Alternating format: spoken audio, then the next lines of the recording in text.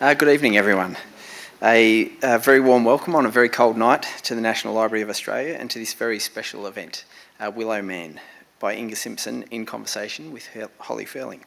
I'm Luke Hickey, I'm the Assistant Director General of the Engagement Branch here at the National Library of Australia. And as we begin, I'd like to acknowledge Australians, First Nations peoples, the first Australians, as the traditional custodians of the land. I give my respects to elders, past and present, and through them to all our Aboriginal and Torres Strait Islander people across Australia, particularly acknowledging that we hold many of their objects here in our collection. Thank you for attending this event either online or in person, and we're coming to you here from the National Library on beautiful Ngunnawal and Ngambri land. Tonight we discuss Inga Simpson's best-selling and critically acclaimed fifth novel, Willowman, a story about the craft and culture of cricket and set as a new form of the short game develops and women's cricket continues its meteoric rise.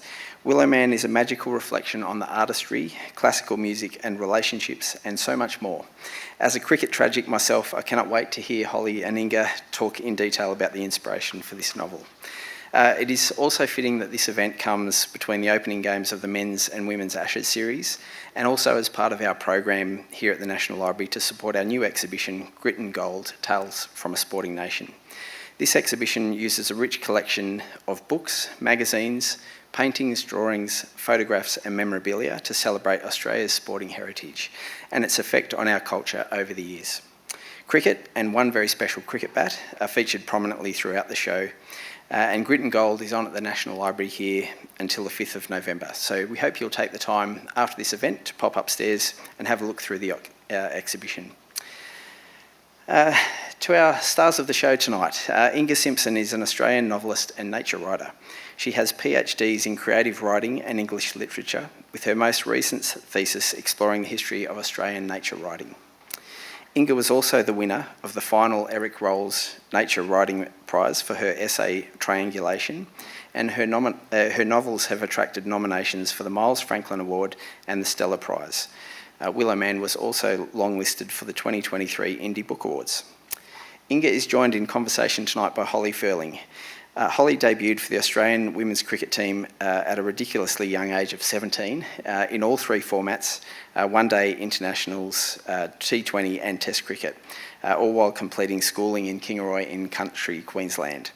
A devastating right-arm fast bowler, Holly has also been a fantastic addition to our local cricket scene here, both as a role model for young players, but also as a key member of the ACT Meteors in the WNCL and of the Perth, most recently the Perth Scorchers in the WBBL. She's had success on the biggest stage and the biggest matches at all levels of competition. In addition to that, Holly's also worked as a journalist for 3 years in a commercial radio newsroom for Macquarie Media, as well as reporting and commentating for Channel 7, Fox Sports and ABC Grandstand, which makes her an ideal host for tonight. Please join me in welcoming Inga Simpson and Holly Furling to discuss Willowman. Thank you, everyone, and thank you for coming and braving the weather that is today. I tell you what, I do feel right at home here because while my job away from playing is to talk about cricket, we're continuing this conversation here. Inga, congratulations on such a wonderful novel. I do want to know, before we get into this, did you stay up to watch our Aussie boys get over the line the other night? I did not. There was a rain delay to start. Yes, so that's it. I was going to watch the first hour just to get a sense of how it might go. And my partner had to get up at 5 o'clock the next morning, so I did not. And I've been listening to a lot of people's stories about the game, like viewers' stories about the game, and that they woke up at 3 a.m. and just had a feeling and turned it on. Now, I had that feeling at 4 a.m, but I thought, well, I can't wake my partner up. It's, like this hour of sleep is the difference between getting through the day and not. So I just lay there thinking, it's happening. Yeah. Something's happening. No, and it was. Absolutely. Yeah. And I think this is just one of those wonderful things, and I think you've encapsulated it beautifully in Willowman, but this whole thing of momentum swings. We didn't know going into the last day where the game was going to go and how it was going to be placed, how the weather was going to affect it as well. one of the things that I love the most that you've done is that there are so many Australian cricket autobiographies, and if you go up to Grit and Gold, there's actually a section where there's autobiographies by our Australian sports people, and I feel like cricketers seem to dominate. They seem to have a story to tell, and I feel like these stories tend to get taller the amount of years, I guess, from those periods of happening. But there is not many novels about Australian cricket, fictional novels for our Australian fans to really sink their teeth in. And I feel like just like Pat Cummins and Nathan Lyon and the Aussie team did the other night, you've changed the game in this book as well. How did you come through, I guess, cricket? What was some of your early experiences with cricket? I first watched cricket with my paternal grandfather, and I think initially it was probably just an excuse to sit in the one air-conditioned room of my grandparents' house and be treated with cold watermelon and ginger beer, which was alcoholic, actually, which probably helped. But yeah, he explained a few things about the game, and it was a way of relating to him. And then as I got a bit older and watched it in the school holidays over summer, it was the height of the West Indies kind of powers in the men's game, really dominating the men's game. And they were just so beautiful to watch, so athletic and exciting, and had strong personalities. We had Marsh and Lily and Pascoe, and yeah, there were tantrums on the field and gold chains flashing. I don't know, it seemed like an exciting game then. And maybe initially I watched the one-day game, but I became more engrossed in the tests and actually trying to keep score in a proper scorebook. Do you actually have one of them that you were... Yeah, I went and bought one. It didn't last long, probably filled in about a quarter of it, but it gave me attention to the game, how much is involved just in scoring it properly. Yeah. I feel like there'd be a few club teams around here that might be ready to sign you up as another scorer. You spoke about there just about I guess, some of the personalities and stuff like that came through cricket. What part was the beauty that you encaptured here, but what really caught your attention in the beauty of the game through those times of scoring and spending time with your grandfather? What was it that really captured your attention? I guess part of it is the personalities, isn't it? I mean, the stories behind all the players, and then what it means when they get that 100 and they're emotional for the first time, and they're, lives on television, throwing bats or whatever. So, and the narrative of the team, how they've been doing. I mean, I started watching at a time when Australia was pretty dominant. But yeah, that in a test match, if you walk out to get a drink, you can miss the most amazing moment, and you never feel the same if you just see it on replay. Do you know what I mean? So it really taught me, I write novels. I think novels are a lot like a test match. You really have to kind of earn it, and you start out not knowing much about the characters or what's going to happen, and you follow it, and it takes twists and turns, and something surprises you maybe. But it takes you on this journey, and I feel like every test match, every game really, I mean even a T20 game, it's just got a narrative, and it, they chop and change more quickly. But in Test cricket, that build to a moment that changes the game, and you feel it, if you're in the ground or if you're watching on TV, that, the goosebump moment when someone just gets a freaky catch and you think, and it changes the mood, the momentum, the whole thing. There's something, I don't know, kind of magical about that. Absolutely. Well, then a change of pace for you, going from all your nature novels and everything, although I feel like you've found ways to weave that into this book. Yeah. What was the inspiration behind this one? Well, it was wood. It was trees and timber. It was reading about the magical qualities of white willow, which is really a subspecies of willow. And I just read, that all elite bats are made from this one species of tree, which for a start is kind of astounding. But yeah, it starts out as a soft wood, very moist, but once you dry it out and press it, it becomes a hardwood, hard enough to hit a cricket bat. There's kind of a magic in that. So I was reading about that, the work that a traditional bat maker does, that made me think, one day I want to write about that. And a bloke called Simon Castles wrote this article asking, where are all the great Australian cricket novels? And I naively thought, well, yeah, I can do that. Because there are a whole lot of American baseball novels that they're about baseball, but they're about much more than baseball. The Natural, The Art of Fielding. Some of them have been made into pretty good movies, but they're also about the American dream and how that's tied to sport. So I started thinking, well, what is the Australian dream, actually? And what do our cricket teams, particularly the men's cricket team, which was still dominant when I was thinking about this, what does it say about Australian life and what our dream is? That's actually interesting to think about. And then, I still hadn't written anything. I was still talking about it. And then Philip Hughes was killed on the field playing a game, and that really impacted on me, and I'm still flat to get through talking about it without feeling emotional, which is, I never met him, but he was my favourite player at the time, and I think everyone was waiting for him, who followed the game, was waiting for him to get back into the Australian team and play those 100 test matches for Australia to kind of fulfil his promise, if you like. Why do we want that so much? Why do we live our lives through sports people, And he was trying really hard to get back in the Australian team. I mean, I was following the game in which he was killed because I wanted him back in the team. I thought, if he just gets 50, he'll be right. 100 would be good, and, some refresh. He's stuck on 63. What's going on, So I'll never forget that moment and where I was sitting and, I was meant to be writing another book. Those three things together. I initially thought I might write the book about the career that Philip Hughes could have had, should have had, but it ended up a different story, I think.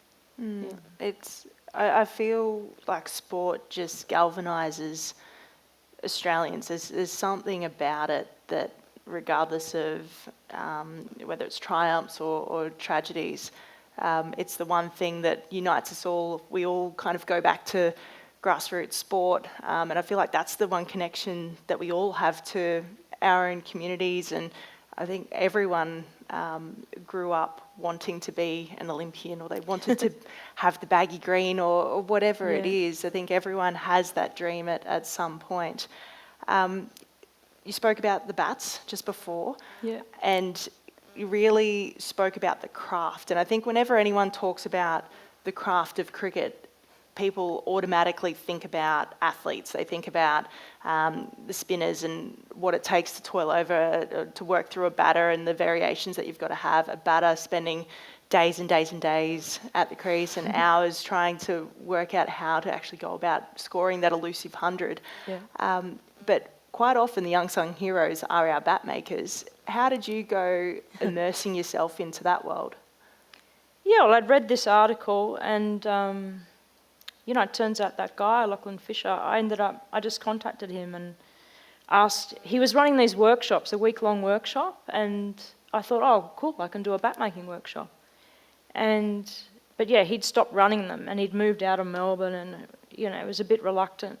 But I convinced him, that I was serious and sent him some of my work, explained what I wanted to do. And so I drove down to regional Victoria and just really spent a whole day with him, turned up at his workshop, saw him make a bat from start to finish, and, took pictures and videoed it and talked to him.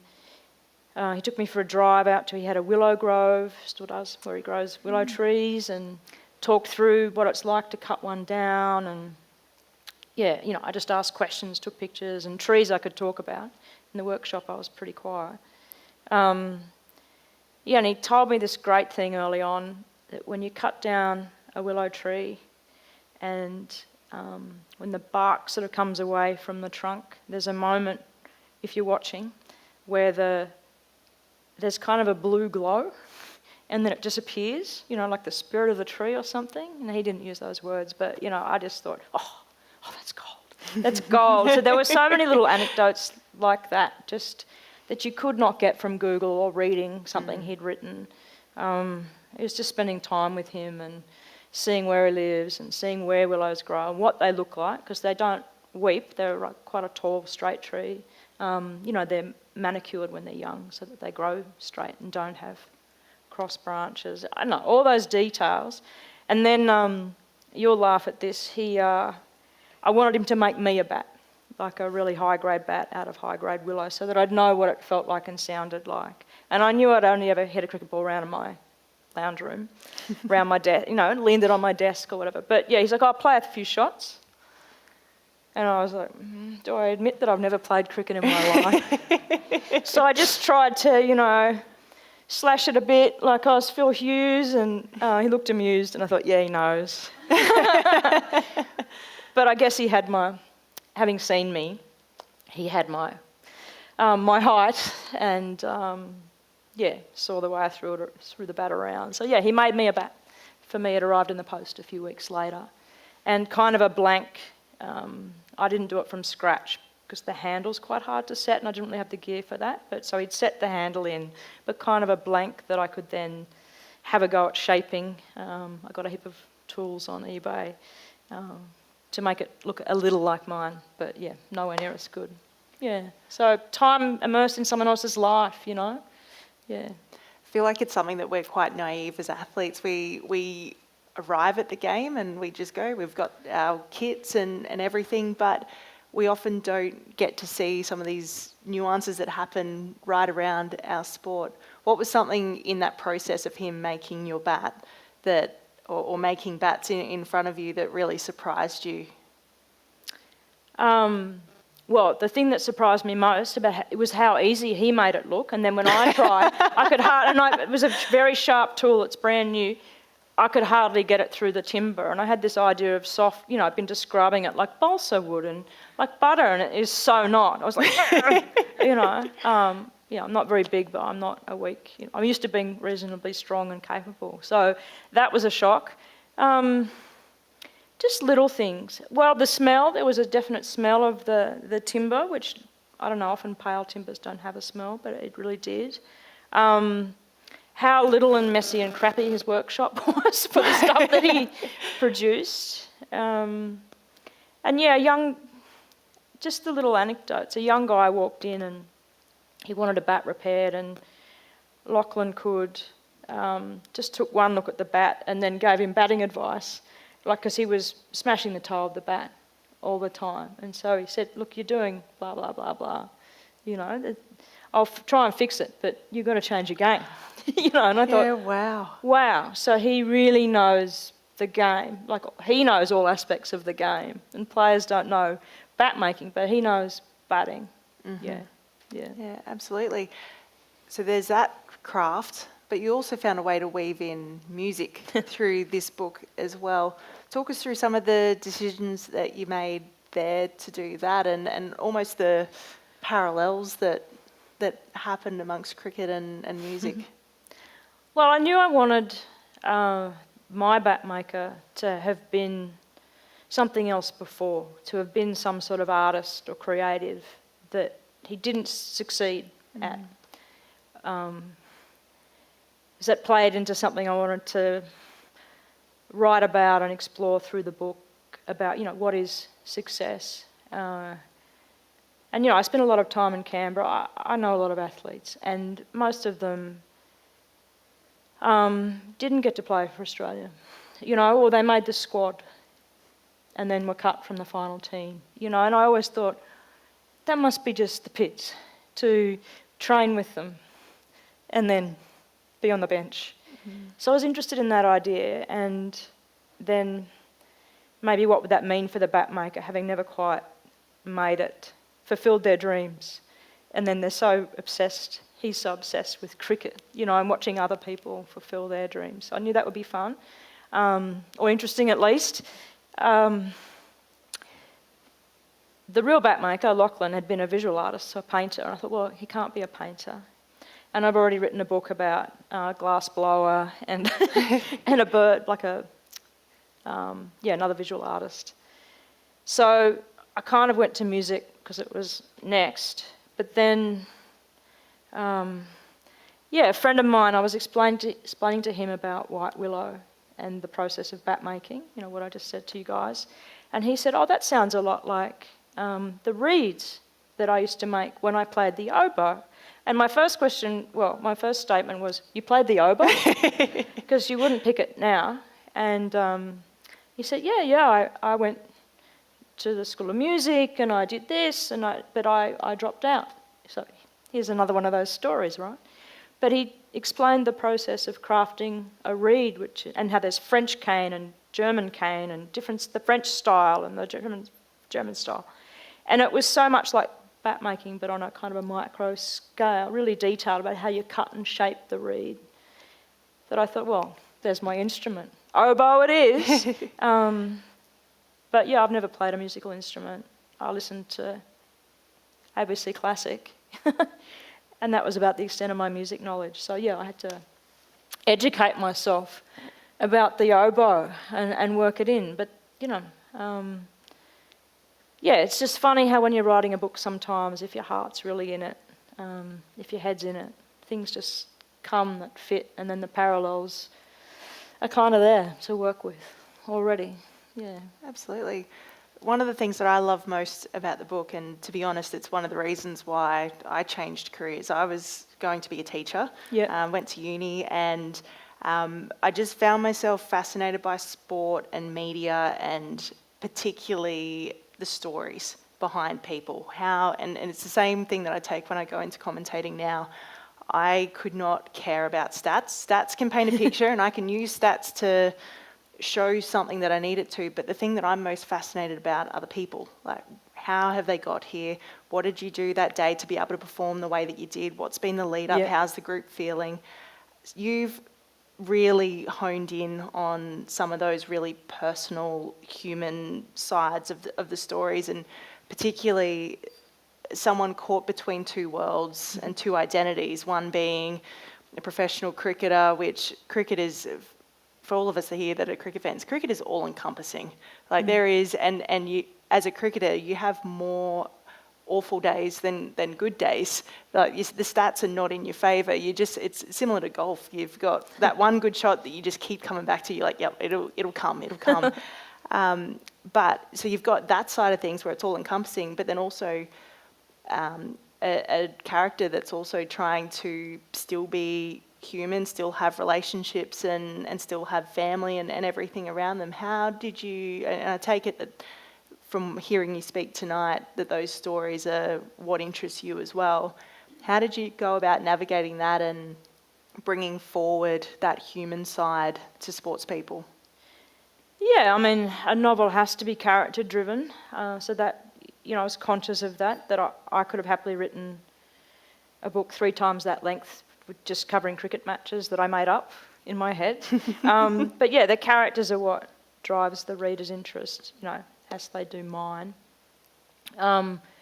Thinking about Philip Hughes, why did he seem such a likeable guy? Why did everyone want him to succeed and other players? We don't want to so much. We kind of want them to fail. Very interesting. Yeah, I mean, to be honest, writing Harrow I found him quite hard to write. And yeah, a young male cricketer, that's outside my experience. And, you'd think I've watched enough of them over decades and decades to get it. It was really his sister Liv that brought him to life for me. So when he was playing, I was fine, but home and a house, what do I do with him? So he's, in relationship with someone else. So he has a younger sister who's equally talented, and, I don't have siblings either, but when they were together, the scenes were really easy to write. And again, has a romantic relationship. How do you balance? I don't know how there's time for it. I don't know how players make their relationships work, particularly not, unless their partner is just there to kind of support their career. I guess that model's changing a little bit. Partners having their own lives and their own careers. But I was interested in that. How would you make it work? And writing's very different from sport, but there are some similarities. It is kind of well, there are more crap days than there are good days, where it's just a slog to sit down, make yourself sit down at the desk and, like going to training when you don't feel great, or turning up to a game you're not in the best form. Lots of days like that. And it is pretty consuming, between the writing of it, living in this fantasy world, whilst crossing paths with other people in your house. So there was a lot I could identify with, actually. And just wondering, I guess, we don't actually see much. I think the press does a pretty good job of not revealing what goes on behind closed doors with players. I mean, it's not often that is revealed to the public, It's there's a nice code there, I think, for protecting the players, and until something hits the fan, and then we see it, or some people loves it. Yeah, so I guess that's what I was interested in, and what I thought would be an aspect of the game that maybe people just watching, maybe haven't thought about. Like, how does this player go home when they've had, at the end of a series, when, they're averaging 9? And how do they go home and hug their kids, and not just burst into tears when they get off the plane? Or Sandpaper Gate, Australia the men's team got caught cheating in South Africa. And that was extraordinary. That happened while I was writing it. I had to put the book down for a few months. A, I was so upset, and B, it was just so awful, following the press. So imagine that, turning up to a press conference like Smith did at the, just off a long haul flight and facing the press and burst into tears in front of the world. I mean, I feel like a lot of people who read books don't like sport, actually. Like in my world, in the literary world, sport, I can't believe you've written about cricket. I get this all the time. I wanted people to understand how hard those players work, what goes on behind the scenes and the pressures. Yes, the men's team at least are very well paid and stay in nice hotels and flown around the world, but hello, there are still tremendous pressures on them, and they're very young human beings, Yeah. Absolutely, and the sacrifices and different elements that, I think you have done really well to articulate throughout the book, because I feel like with athletes, we have this overarching expectation. I don't know if it's just Australian, I think it is, because observing when I went over and played in the Ashes a few years ago, the English media, like England can be going rubbish and the English media will still be pumping up their tyres and everything's great. We have a batter not go well and all of a sudden we're asking for their head, or even in the footy codes, you see a team lose 3 games on the trot to start the season, they're already saying coach is done, that's it. It is so, I guess it's so challenging sometimes as a sports people, and also observing and people that are interested in the people behind the athlete, we're just so quick to cut our Australian athletes, aren't we? Oh, absolutely, and definitely tried to work that in there. We're so, and I think this is across the board in Australia, the arts, the sports. When someone starts out, like a new person, a prodigy, a new opening batter for Australia, we love them until, they have a bad series. And then we just turn on them. Absolutely. And that happened to Phillip Hughes. And then the selectors turn on him too and drop him. It can't be good for your confidence. No, definitely isn't. You have told me this already when we had a phone call last week, but share with everyone here, how long did this book take for you to write? You already said you had to put it down around Sandpaper Gate. How long? From the idea, that initial idea I had in 2011, and it came out last year. There you go.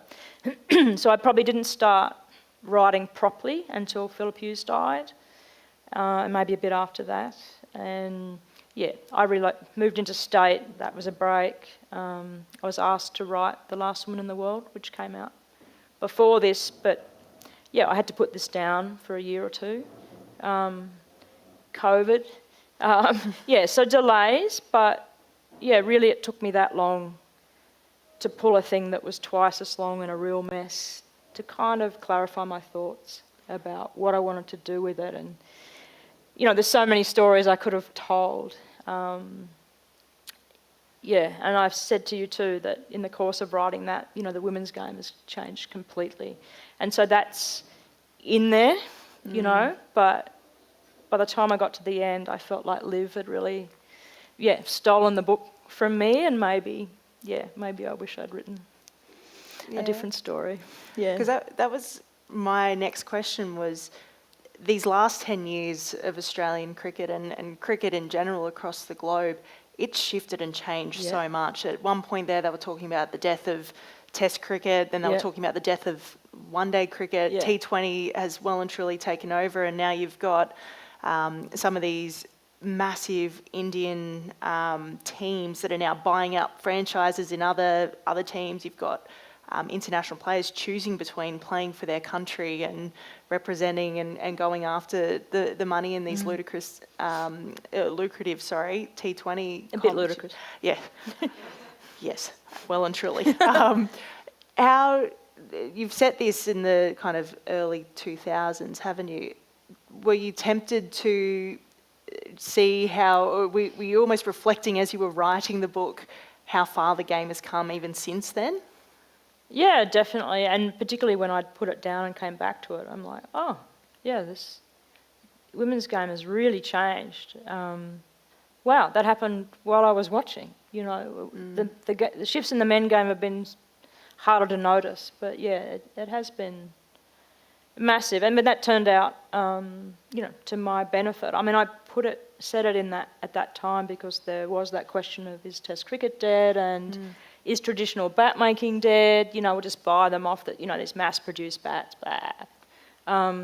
But yeah, there's always bespoke, always comes back, and the women's game is part of that too, because the mass-produced bats initially, weren't so great for women, particularly shorter women. So, women had to have a bat made for them or buy a bat and have it altered. Is my understanding. So that played right into my hands and the story's hands. But yeah, it is a lovely aspect to reflect on, I think, how much has changed. And Malcolm Knox, the sports writer, asked me a few weeks ago, did I think, you know, because I see that the women's game is different. It's nicer to watch. They play in a different spirit. Certainly after Sandpaper Gate, a lot of people were pretty disgusted with the men's team and watched the women's team knowing that it's not going to happen. So he asked me, with the commercialisation of the women's game, with the professionalisation of the game, more money slowly coming to the game, will that change how women play the sport? But, I can't imagine it. What do you think? Oh, you've turned tables here. Here we See go. how I did that? No, I think it's a really interesting period that we're in right now. For those in the room who don't know, so we had a new pay deal come in, which is phenomenal. It's driving our women forward even more. Some of my teammates now, ACT teammates, their minimum contracts at $50,000. As an example, my first contract when I was 16, so that's 11 years ago, was $900. And I was absolutely cheering because the first thing I had at the top of my list, I'm like, I can buy a new bat. I can do this. So it has come such a long way. I don't think we'll lose the personalities. I think we have this opportunity to sit and watch the way that the men have done things and the professionalism and the steps that they've taken and do it better.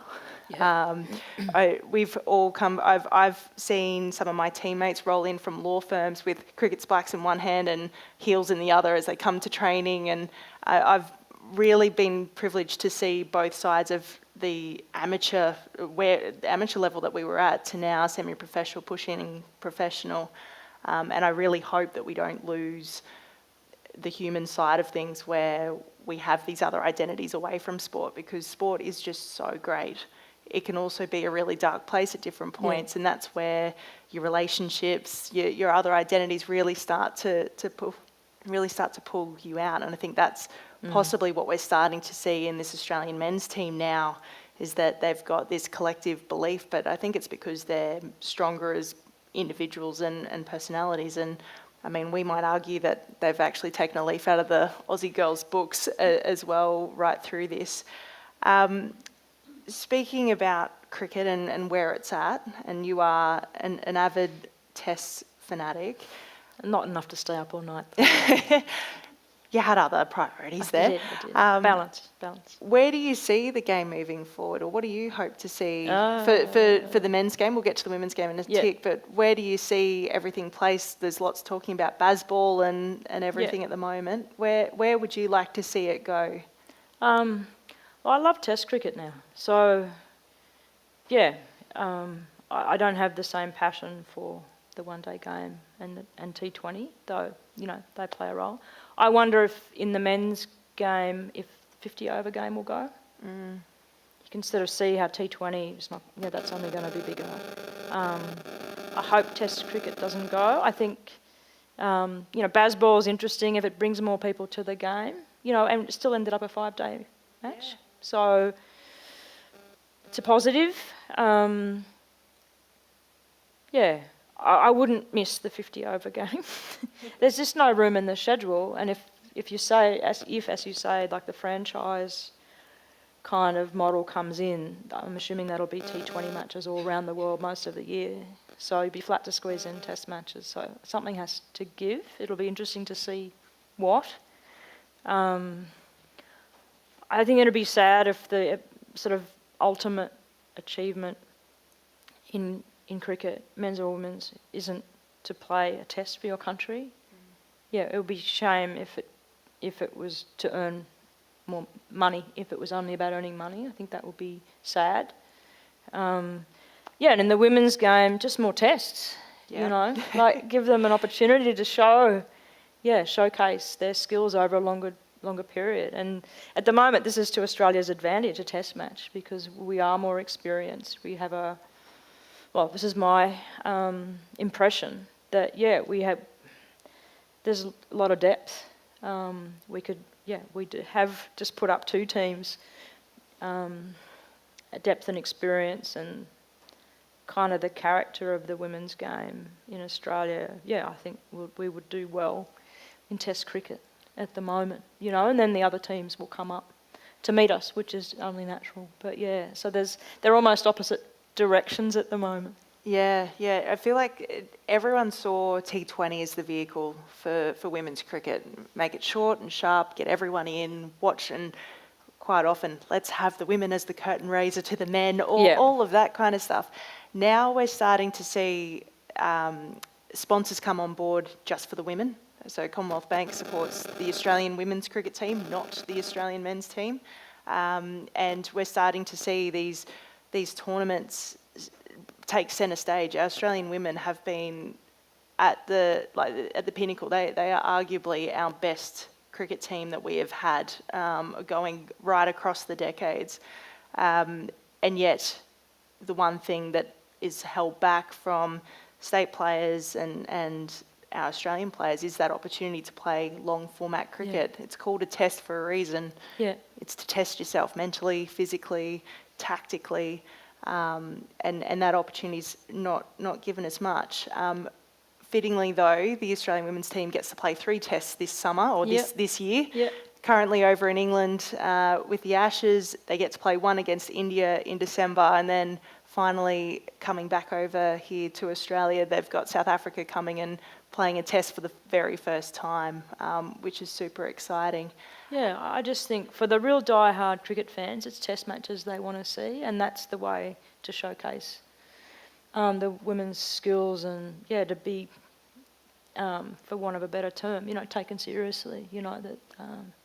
I think it's probably our best sporting team ever. I remember maybe the first Women's World Cup, so 50-over game that I watched, and wow, they were just the most amazing team through the whole tournament. But then, I think I still have the picture somewhere. I used to have it up over my desk as like motivational, just the joy on their faces. And it was front page of the newspaper, I think, the next day. So everyone celebrated it here. I don't know how many people sat up and watched it, but they've been our most successful team.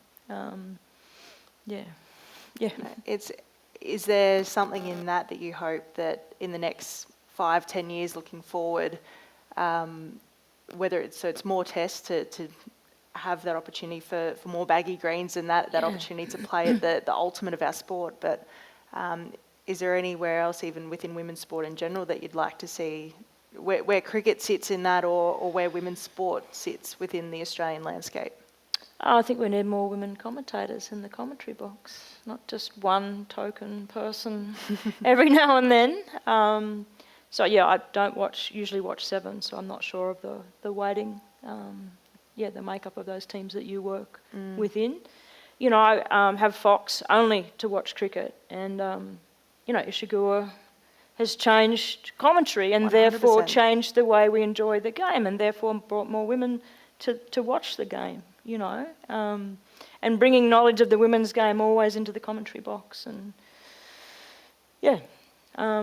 as I imagine you have, you know, that's just being present and speaking and sharing, women players sharing their experience after their life in the game, in the commentary box. So whatever it's through a male kind of lens or a filter, change is slow, but that's just another place where it has to change, where the person providing the context for the match and the players and their stories, is a woman too. Absolutely. Yeah. My one final question, going back to the book, you spoke that your love about women's cricket has been how it's played differently and just a totally different spirit, and how much you fell in love with Todd's little sister. What is it about women's cricket? What is that spirit? If you can describe it, what is it that separates it from the men's game? Well, you would know better than I, but I think they just don't seem, watching, they don't seem to take themselves as seriously, which is not to say they're not hardcore, competitive, fierce athletes, but there's just a broader perspective, I think. There's more gratitude and less entitlement, which is, I think, a consequence of what you've described, of people having to have another job and a career and not had a pathway, and being told at 12 they're a genius and they're going to play for Australia, and they've had to earn it, and it's a more diverse team than our men's team, what I've seen. And played, it's a team sport, and it's played as a team sport. I mean, there are moments when you're an individual and no one can help you much when you're batting, or as a bowler when you've been hit a head out of the ground. But it just feels like a team sport, and everyone's there for everyone else the majority of the time. Yeah, absolutely. Well, that was very well said. I always find it fascinating, because when you're on the inside, sometimes you actually don't understand what the perceptions are on the outside, or just even people's connections and interests within our sport. It's something that fascinates me as an athlete, but also as someone who works in the media and just likes to think about these things differently. I'm sure there are things I miss, that I don't see. Yeah. But over time, I think you do get an impression. Yeah. No, absolutely. Yeah. Well, we might get to some questions, possibly. Fantastic. Thanks so much, Inga and Holly, for that discussion, and Holly, particularly for sharing your expertise as an Australian Test cricketer. It's pretty impressive to have a Test cricketer amongst their ranks. And Inga, you talked about the joy and the passion that sports evokes. And I think it translates really beautifully into your writing in the novel as well. So thank you very much. Please, everyone, join me in thanking Inga and Holly for that fascinating discussion. We now have time for a few questions, and we have a microphone. So if you'd like to ask the panel a question tonight, please raise your hand. We'll bring the microphone to you for the benefit of those joining us online or with the hearing loop. So over to the audience for questions.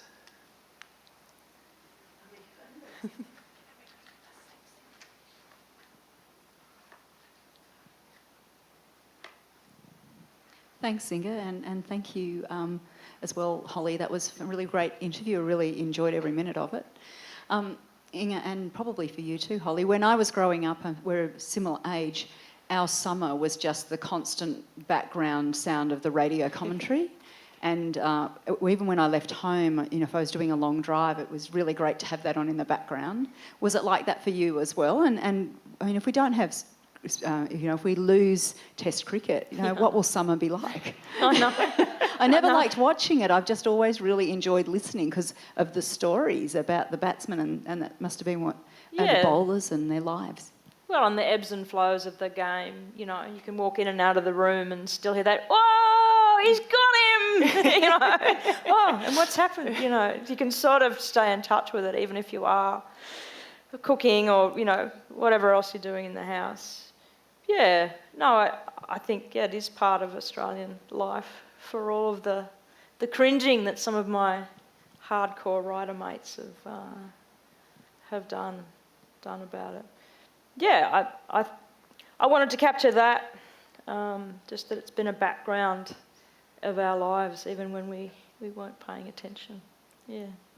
It really is a soundtrack of summer, isn't it? Like, I think, there's nothing better than, I think of Boxing Day all the time, where you've already smashed the food on Christmas Day and had all the time with the family, and then often for my family we do one family on Christmas Day and then the other side of the family on Boxing Day, and how all of a sudden you're glued to the screen, but then equally though too you're going out to the backyard to try and emulate everything that you've just seen on TV.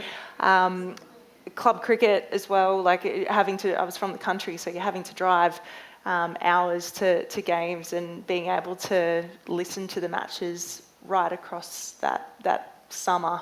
I think it does go back to that inspiration piece. I know it always is said for so long, you can't be what you can't see. But I also think too, it's the amount that our young generation now are starting to see of the women and of the men. I think we're on the cusp of some incredible athletes that are going to come through that I think have got that monkey off the back. They've got this real fearless nature to them, and that all stems back to those experiences that you have and the memories that you have, I think, with cricket. There's no sport like it where, like you said, you can walk out of a room and you still know what's happening. The sounds of cricket really keeps you coming back. And before podcasts, you could just listen to it on the radio, ABC radio, on a long drive, or, you could, stay in touch with it that way. I was in the chemist the other day and I was watching the replays on my phone while I was waiting for my script to be filled, and the old mate comes in and says, "How are we going?" And I'm like, "Yeah, well, this is a replay, but overnight this happened." And he's like, "Oh, right, yeah." Wasn't sure how it was going to go, and then they call his name and he's gone. So, just those moments. And when I was a kid, my mother doesn't know this. Oh, wait, you've read the book, you do know. I used to listen to the Ashes in England, on the radio all night, and then get up for breakfast, like, trying to stay awake. So, just kind of a companion. And all of the commentary after the game. I listen to all that now. Listen to every podcast and every, all the analysis of what went on, which, is part of the appeal for me. Absolutely. Oh, that was a really interesting talk. I'm not a cricket tragic, but I'm interested in your style, nature writing and writing about sport. And being from the country, a lot of people go down to the Boxing Day and not the shaggy, what do they call the green hat? The baggy green. Yeah. Some of them are shaggy. It's the tradition that goes with cricket. And I'm just thinking about, you seem to be quite a socially conscious person with the nature issues that are going on in the world. How have you managed to thread that through the book with social change and the relevance of sport and how it can be so significant for social change? Yeah, well, that was one of the challenges of the book. The Australian men's team has been very white for a long time, so for a start. So, and no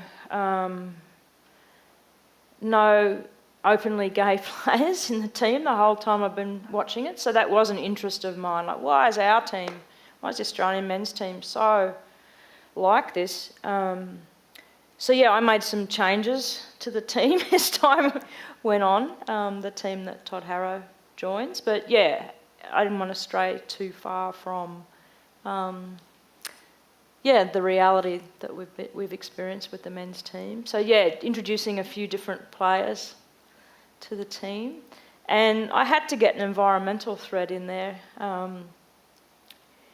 If you think how vulnerable any game is that is dependent on one species, one subspecies of tree grown in kind of 2 counties in England, I think that leaves the sport pretty vulnerable, should something happen to that tree. So that was a thread. That's a thread of the book that I have a bit of fun with. But really, most of my focus was on, the brother and sister, how different their pathways were to the game, even though they're equally as talented. Maybe Liv's even more talented, and how that changed. That changes in the course of the book. Their kind of career paths change to reflect the changing times. So, good question. How do you... I want to reflect the realities of the game, but also massage it a little bit to shine a spotlight on some of the things you mentioned. Yeah.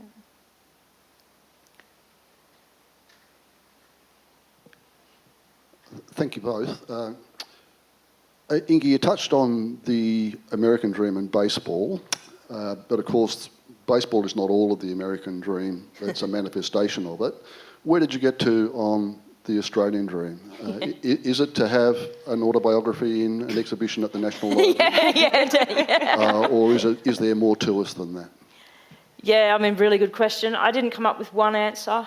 I started out asking myself, what is success, or what is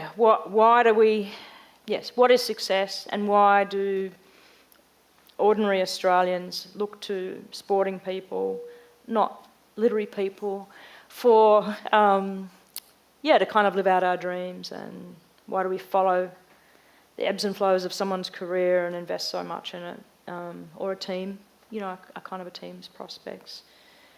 So that was more about success.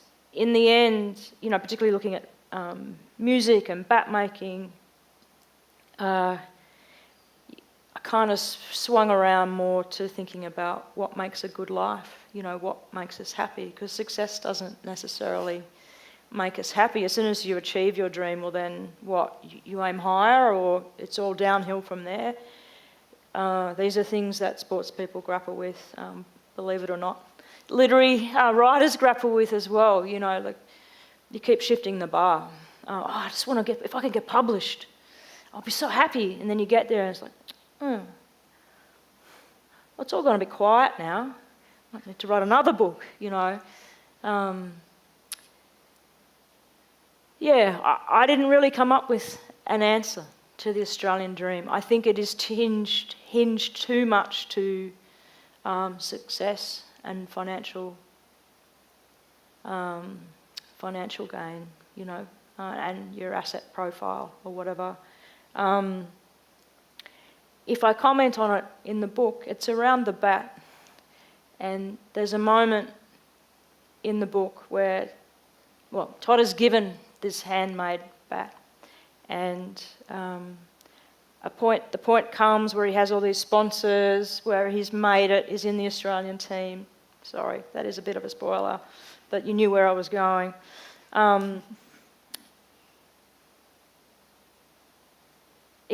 Maybe he doesn't value the bat, this handmade bat, as much as he did, and he passes it on. So maybe that's as close as I come. The moment when he lost the love of the game, played it for the love of the game, and thought about how much money he could earn, or just staying in the test team. That's kind of, that's a loss. It's giving up on something. So perhaps that's how I see, the Australian dream, and maybe where it's a little bit pear-shaped.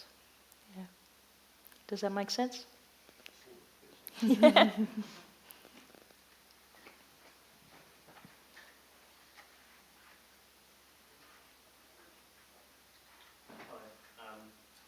theme of, I guess, Test cricket being in a vulnerable state, I guess across the 20th century it seems that, I guess, people have always felt that something is being lost from cricket or the game is dying. So I guess, the one that sticks out for me is in 1950s, the Beyond the Boundary, the CLR James book where he talks about Bradman and the way that Bradman batted was so different to like W.G. Grace, in the sense that some quote from Bradman's biography where he says, Bradman felt that he couldn't play the way he could bat freely, and thinking that W.G. Grace would have batted freely every time. Do you ever, I guess, any thoughts on why people have always felt that something is about to be lost from the game? I think that's the human condition, and they've often said, oh, the novel is dead too. Oh, no one's going to read anymore. Oh, we've got e-books. Print books are dead. Yeah, well, you seen the bookstore upstairs full of printed books. So I guess cricket must be the same. It's always changing. I mean, and Beyond the Boundary, by the way, a non-fiction book about cricket. It's my favourite book ever. It's a beautifully written book. It really is. High literature. It's kind of analysis of the game.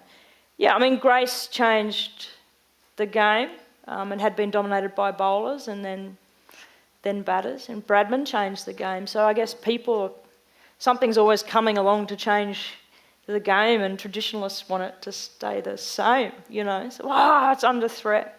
Like this franchise idea, that does sound like a threat to playing cricket for your country to me. But T20 cricket was going to be the death of Test cricket, and it hasn't happened.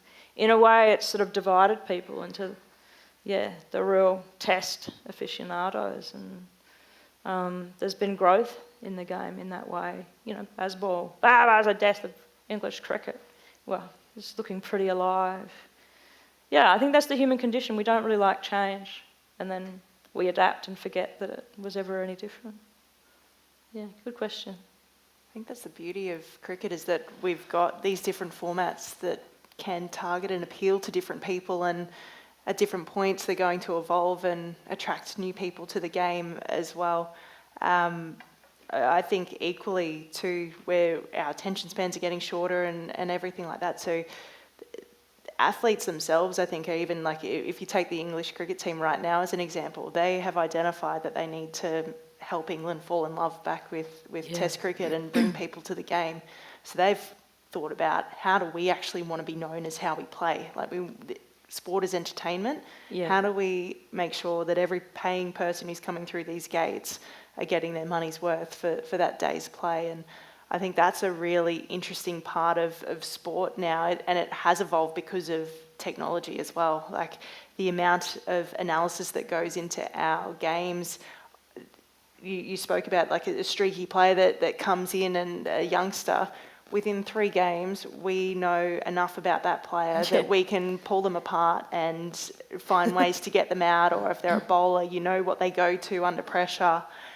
We've got all this at our fingertips now as athletes. And so the game as a whole is it's almost becomes a matter of who's going to be smarter in what moment, and who's got that grit and that determination at the right time to just keep hanging on as long as possible. But it does look slightly different, but it's still the same as what it was back then. Those brave moments that athletes are having to make decisions, it still exists now. It just looks slightly different. And I think as spectators, we have a greater insight. I'm not huge on social media, but I do see the cricket grabs that come up. And there was a fantastic one this morning or yesterday, the interview with Pat Cummins, and were you thinking about your first match when you debuted in South Africa and hit the winning runs? And so whilst he's talking, they're running some footage of that in the background of him hugging Mitchell Johnson. And, I'm there crying and at the breakfast bench, but it's an insight into what must have been going through Cummins' mind, because he has all those memories now to build on.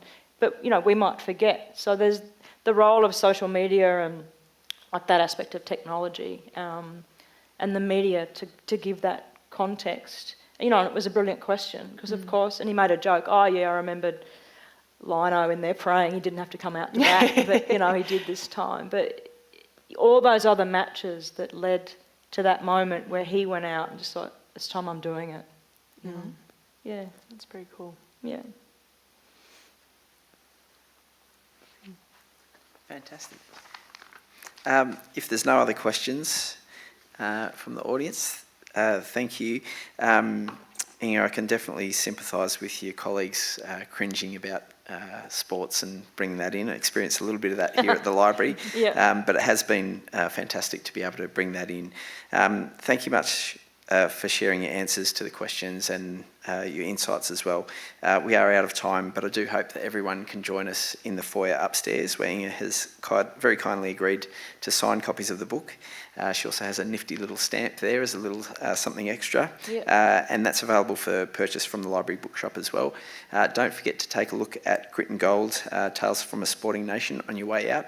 A little teaser there as well. We've been talking about bats and the importance of the handmade bats.